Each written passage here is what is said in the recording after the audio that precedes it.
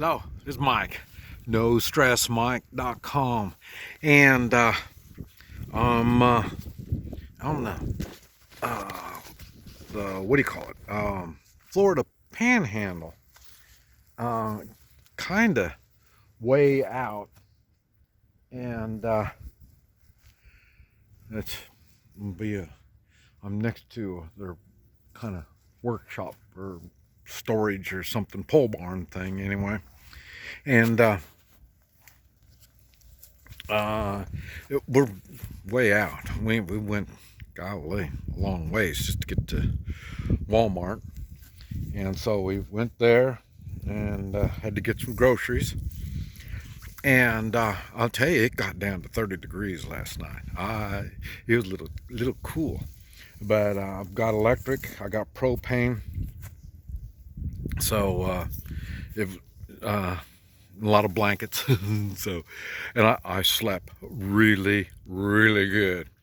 So, and even right now it's on maybe 50 degrees maybe. So, it's not real hot. This isn't the same as southern Florida. Southern Florida is really hot. I mean, it's I'm guessing probably in the 80s now. But like I say, it had a heat wave come through when I was there at 90. And I said, that's too hot. Low 70, man, I couldn't even go to sleep. It was too hot. And but like I say, I can take this. This is probably the most comfortable I can be in cold weather. And I say it gets down to about 30. And I think this is on the edge of all this stuff that most of the country is going through right now. And so it didn't really bother me when I first got up here. It did. It was a little hot. I mean, a little cold. And I already had all my cold stuff packed away, so I've got everything back out now. And I'm ready. I'm good now. Uh, I'll, I want to stay in. I'm trying to stay in Florida till the end of the month, and I think I'm gonna be staying kind of somewhere over here in the Panhandle, and then I'm gonna start working my way west. By then, I'm thinking all this freezing weather will be over, and boy, am I glad I'm not up there, man. I'm not set up for that cold of a weather. I mean, I'd had to have got my rig winterized and emptied out and all that kind of stuff to get in that cold of a weather. So, and I think it probably kind of showed a lot of y'all that you all weren't ready for the cold weather also. I guess they're having electric problems. I haven't heard even some gas. Some of the gas lines are freezing up. So there's all kinds of things. Uh, this is kind of halfway let you understand on prepping and camping. Is trying to be ready. I mean, most people don't have generators. Why would you need them? You know, well, you don't until you need them. And then hopefully the ones that don't have all that stuff had some friends or family they could go to take some shelter. Because remember, shelter's one of these, food or water. Water's first. You have to have water. That's why I keep saying water purification. And then you can worry about the water, but if you don't have the purification, you might tell them what kind of nasty water you'll be drinking. You might be drinking city water or something, it's got all the stuff in it. And so you try to want to stay away from that kind of stuff if you want to stay healthy. And like I say, so water and then food. And that's one of the really big disadvantages I have living in the camper is I'm really limited on space and weight. So I'm limited on how much food I can keep. And then off and on vegetables because of refrigeration.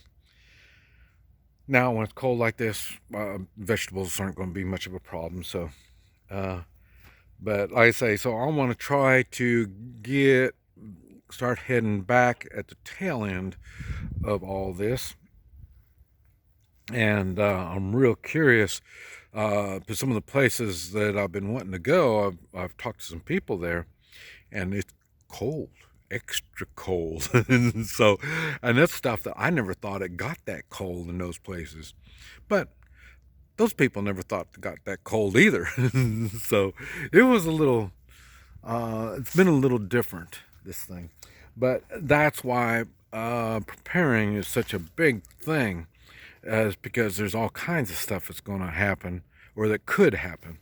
And the more ready you are, the better you're going to get through these kind of situations. Like I say, I wouldn't, there's times I'd say, oh man, if I had a camper, well then I could. This wasn't one of those kind of places for a camper. But I know you're probably thinking, man, I wish I had better insulation and I had better